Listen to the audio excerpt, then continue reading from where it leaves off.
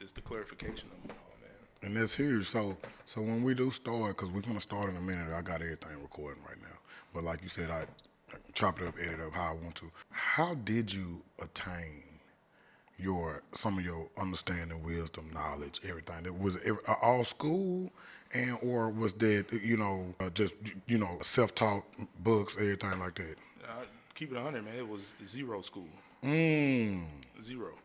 Well, I thought you had degrees. No, well, which I was gonna talk about that, but we can talk about it now. Like college, I got 16 credits. I got 16 credits left to graduate.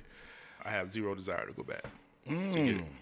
Right? It doesn't mean I'm not telling people to not go. Don't go get your degree. Don't go to college. No, it's not what I'm saying. College ain't for everybody. I'd be the first person to tell you that. But ultimately, it's about experience, right? You put yourself in these positions to where, whatever job it is, whatever business that you're in, it's all about putting yourself in a position to where you see growth and you continue to grow and you learn on the way, right? And that's exactly what I did. I learned on the way. I put myself around people who do know, right? Mm-hmm. Shout out to my guy Arthur, University of Kia. You see him all over commercials, right? This yours right here. Right, and one thing that he always said was, I ain't the smartest person in the world, but I'm gonna surround myself around the smartest people.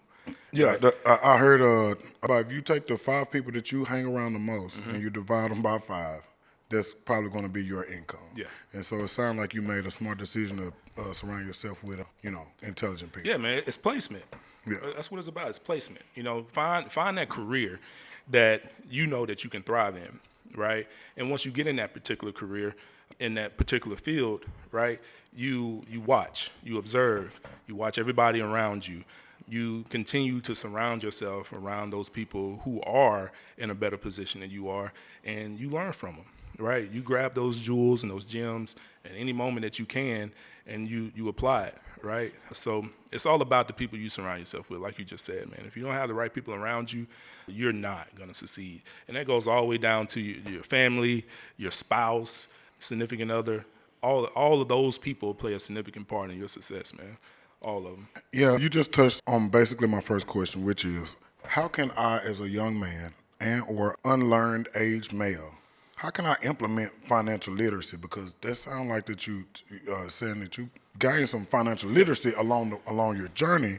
And as a wage worker or as a man in deep debt, how can financial literacy mean anything to me if I'm a wage worker and I'm in deep debt? Well, let's start with being real with yourself, right? You got to be real with yourself. You got to embrace where you are financially, physically, all the above. You got to embrace that, right? So if you are concerned about what my guy over here feels about me, how he feels or what he thinks I have versus what I really have, and you're trying to portray this image daily, right? If you're constantly trying to portray an image that that is perceived by somebody else, you're going to always be, locked down at a lower level, right? Because if you're not confident in who you are and what you are, how can you progress?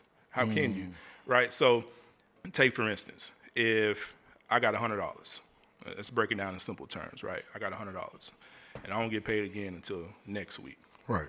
Right? And I'm so concerned about this image that I have or that I may have portrayed at some point that I got to keep up now, right? And Major, you just asked me let's go over here to, Connors, right? I got $100 to my name, right? You don't know that. Connors going to cost you $60. You feel me? It's going to cost you $60. Yeah. Right? Yeah. And then the gas is going to get you there and back, right? And so guess what? Now you got $20, $30 left to last you to next week, right? But if you are confident in who you are, right, and you are self-aware and not caring about what the next person may feel about you or the image that you may have portrayed to them, you don't worry about that. You don't worry about that. You have the confidence to be like, hey man, I ain't got it. I don't have it. Right? So being aware of where you actually are financially and where you are on the inside with your self-confidence is going to be the first step, you say. That's the first step. That's the first step to financial literacy. The very first step. So it's the first step ain't going to get a book, going to try to learn something. It's really learning your more about yourself. It's accepting who you are and where you are in that particular moment. If you can't accept that, like, what stepping stone do you have? How can you move forward, right? Because you're gonna always chase an image. But, You're gonna chase that portrayed image that you put out there and that you're trying to keep up now. I agree with that. You just spoke basically keeping up with the Joneses. Yeah. So how do I break out of that mindset, worrying about what people who really don't matter think about me?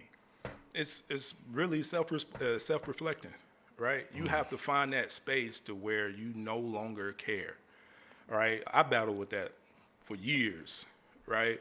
You know, the portrayed image of, oh, you know, I got it, Reese got it, whatever, right? And I'd be the first to tell you, it was a lot of times I didn't. Yeah. I didn't have it, right? Yeah. But, you know, at that age, We can all relate in to that that. time frame, I was so caught up in trying to make sure I keep up that image, right? That I put myself in these bad positions to where I spent more than what I should have. I did more. I gave more, you know, because I was big on that too. If somebody asked me for something, I should be able to have it, right?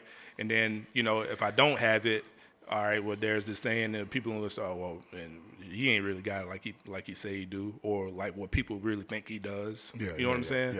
Yeah. It's a moment of self-reflection, right? You got to be confident in who you are and where you are, man. I can't stress that enough, right? You know, anybody who pays attention to me, they'll see that I pop out for a little bit and I go back in my box. Right? Yeah. When I pop out, that means that, all right, I've just accomplished something. I'm good. I'm feeling good, right? I can express that to whoever, right? But the moment that I feel insufficient in an area of my life, I'll go right back in my box and I self-reflect and I'm going to fix it. Whatever it is that I feel like that needs to be fixed, I'm going to fix it, but I'm going to do that alone, all right? I'm going to do that out the way where, you know, I ain't got to really worry about what this person or that person has to say, what this person thinks, right? If I stay to myself, I ain't got to worry about it, right? So I go back in my box, and then I pop back out again a month or two later, right? I think solitude for men is a wonderful thing.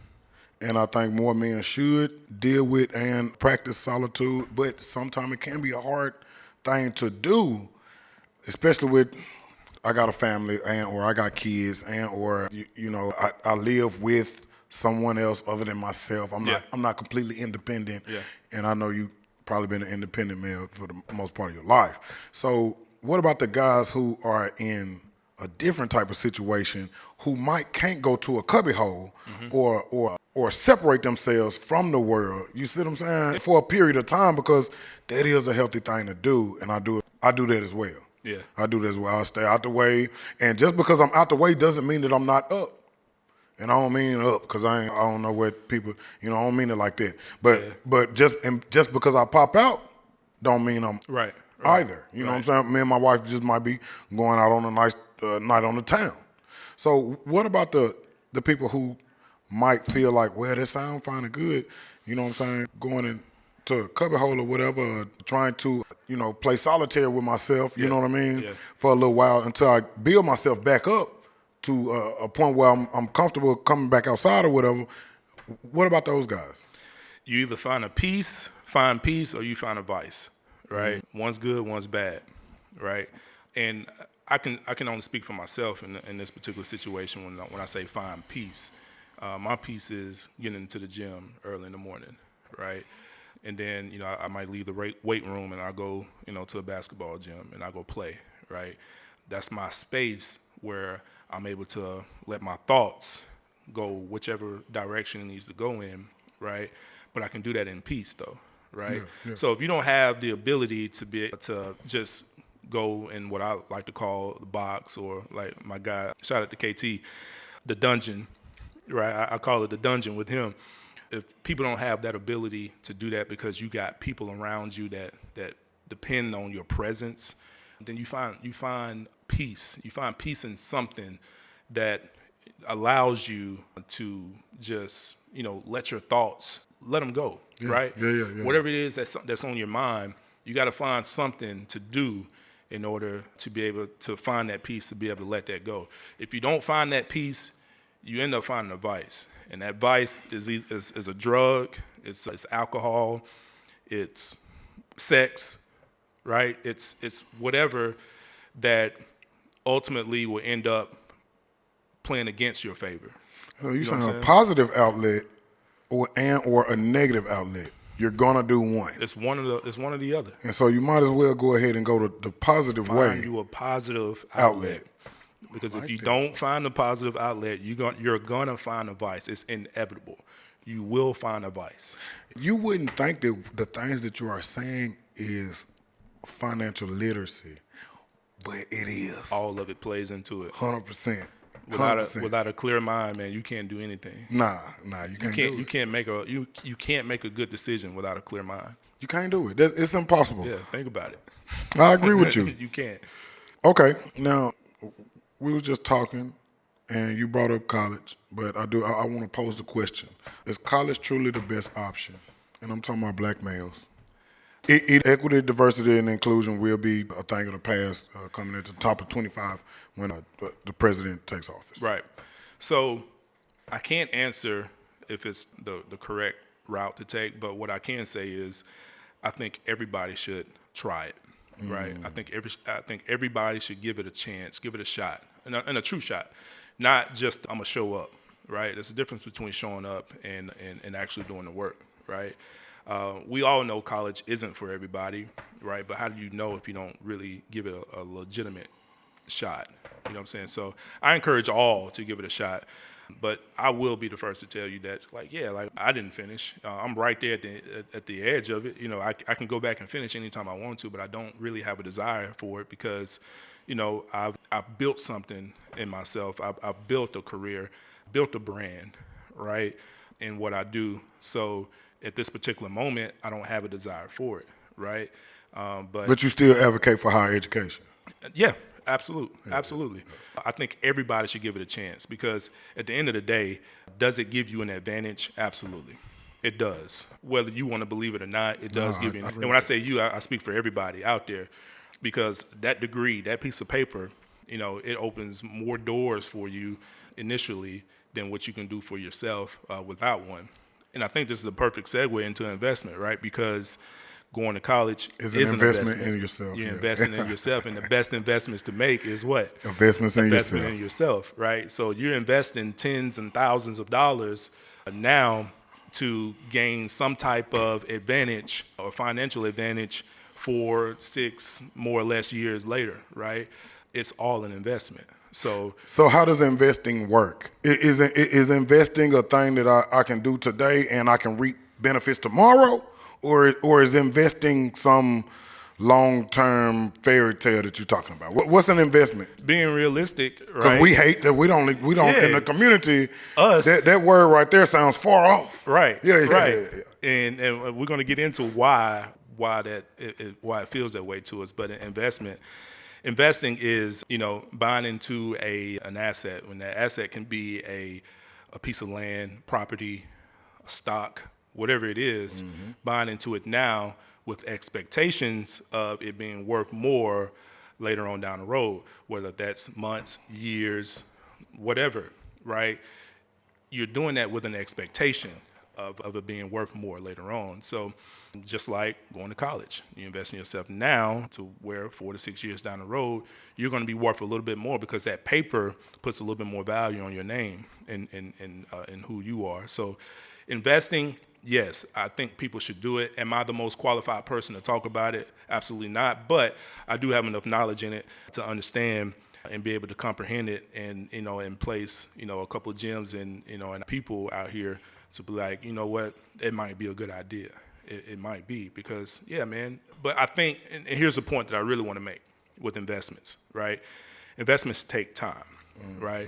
And people in our community, our people, right? We've been conditioned to what? Not have time. We don't got time. We don't got time for investment. And what we want, fast money. Fast money. Right? Right away. Investment's not fast money. So we got to get rid of that condition. We've been conditioned to think that way, to be like, you know what? if I can't have my money within, this amount of time frame, this week or next week or whatever, then I don't want to do it. And that's the reason why that more people from, the white community invest more than the blacks, than the African Americans, the black and browns, right? Because we don't have the time to wait. We don't have the desire to wait for it. Not at all. I got it. You just brought up the numbers, and so let's go ahead and delve into the numbers. I got 66% of whites, Americans, invest in the stock market versus only 40% of African Americans. In your opinion, is there a reason that we're afraid to invest? Because I just brought up the numbers. Right. Is it anything other than we want fast money? Is it anything besides we want fast money? I honestly feel like that's it. We're not patient enough. Right? That means that mean nobody's thinking long term. We're not. That mean nobody's thinking generation after generation. Just while I'm alive, let me do what I'm gonna do, and when I die, it's just whatever to the family. Yeah. Like, That's really crazy. That's crazy once you really think about that. That way of thinking is really crazy. Yeah, we're not patient enough, but again, it just goes back to how we are conditioned. That's just the way that we've been conditioned. That's the way that we've been brought up. Especially us. Coming from in the environment that we come from, like we're used to seeing the fast money, right? And if you look at me, 20 years ago, like I'm 37, right? You look at me 20 years ago, and tell me that, hey, I can get, $5,000 tomorrow, or if you wait to next year, I can get you $20,000, guaranteed, right? You going with tomorrow? You 27. Because why? The reason why is because it's a good chance that I ain't got $500 to my name right now, right? So what factors into that is our current conditions, right? Which is our parents, our grandparents, whoever else, whoever raised us, That's right? a fact. That's the biggest factor in all of it because we're not in position to be able to wait, right? But again, it just goes back to us being conditioned to wanting it now. I gotta have it now. If I can't have it now, I don't want it, right? At all. Now I gotta ask a crypto question. All right. Why aren't we investing in crypto? When we just watched Bitcoin touch 100 bands. Okay, I remember having a conversation with Freddie. Shout out Freddie Harris. Freddie Harris, he hit me up a couple weeks ago, man. Shout out Freddie Harris. Shout out Freddie Harris. I had a conversation with Freddie Harris when Bitcoin was at under maybe $1,000. It might have been $1,000. He told me what to do, how to do it. We didn't. Nobody took heed. Nobody thought about the conversation the next day. So now Bitcoin at 100 bands. Do we invest in that? Because it's projected over the next 5 years to reach 500,000. Yeah. This is just what I heard. Yeah. Okay. So what do you think about? Is that a scary investment? The dip is going to happen. It's going to go up and down. Yeah. Yeah. I think the biggest factor in that is your current situation, right? How are you financially now? That's the biggest question, right? So if we're looking to invest in something that probably won't see a return in the next X amount of years, what type of financial situation that you are in now is going to dictate whether or not you can do that.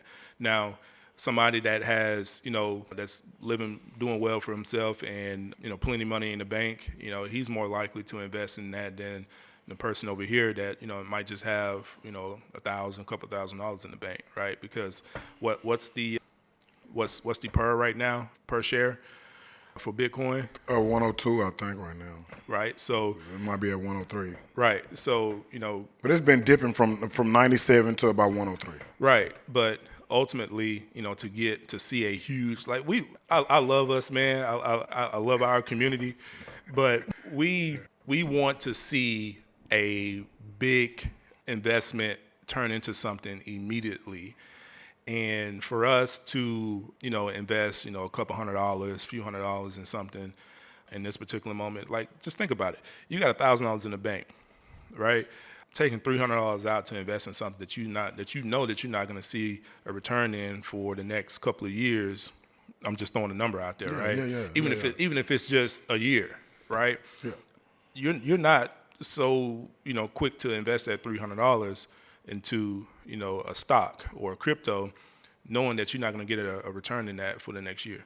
I agree with 300 that. out of that 1,000, Yeah. right? You're going to start thinking about, what can I do with this $300? What else can I do with it? You know what I'm saying? Yeah. But again, it just goes back to our conditioning. It goes back to our current financial state. So do I say go and invest in something like that right now? Absolutely not. What I will say is put yourself in a position where you can, start making those steps to be able to do that. Because realistically, if you got $1,000 in the bank, you're not going to invest $300-$400 in something now, right? No. But if you create a plan for yourself, right, and you say, you know what, it's December now, I want to look up in April, I want to be able to have $500-$600 set to the side that I can invest in something that I know that this is what I saved it for, then yes, do it that way. Yeah, right? yeah. I think we have to come up with a plan. Strategy. Yeah, come up with a plan, a strategy to be able to invest in something. Because, if let's just be real. A lot of us live in check to check. Right. A lot of us is living check to check. Yeah. I know 6-figure people Just living check to check. live in check They to check. say that's the new norm now. That's the new They norm. say that's the new norm. Yeah. Right? Yeah. So, we have to make the necessary changes. All right, let me ask you this: if I'm living check to check, and I have an option to for 401k at work, 3% match, whatever the company match, do I take that? Or my God, like it's like at some point I gotta I have to build, without physical work all the time. At some point, right? I say yes because the way I used to look at it back in the day, right, was if I never see it, I ain't gonna miss it. So invest. If I never see it, I ain't gonna miss it. Yeah. Invest that extra in that 401. Yeah, because if I never see it, stop thinking about what you could do with it, right? But just make it to where you never see it. If you never see it, you don't have the option to go spend it on something else. Or complain about it. Yeah, or complain about it. Or, 2-3 days before your check hit, you already planning out in your head what you're going to do with this particular or whatever X amount of money that you got. So I think that's I love that. I love that. I had to ask that because that's the best way to start your investment journey. Yeah, because I said I'm a wage worker. Yeah. And so I don't want to invest in crypto, I guess. You just said that's too scary. Yeah. You know what I'm saying? But they do got that option at work. Yeah. For me to get this, you know what I'm saying? And they 100% match up to X amount of percentage or whatever of my paycheck. How can you miss it if you don't see it? If you never see it. So I think that's a really good stepping stone for people. It's investing a little bit more in your 401k, but also be disciplined enough to not touch it. Oof. You got to be disciplined enough to not touch it too. I'm guilty. I haven't been the most disciplined 401k not toucher guy. Okay, I don't mind exposing myself to that right now. So I'm trying to get better. That's a thing I'm working on. Pretending it's over there and just not even there. But that's what it goes back to. What we just talked about. It's being real with yourself. Knowing who you are and where you are in your financial state. Being comfortable in that. Not being comfortable as in like, all right, this is where I'm going to be. But be comfortable enough in it to where like you're not necessarily worried about what the next person has to say about it. Yeah. Right.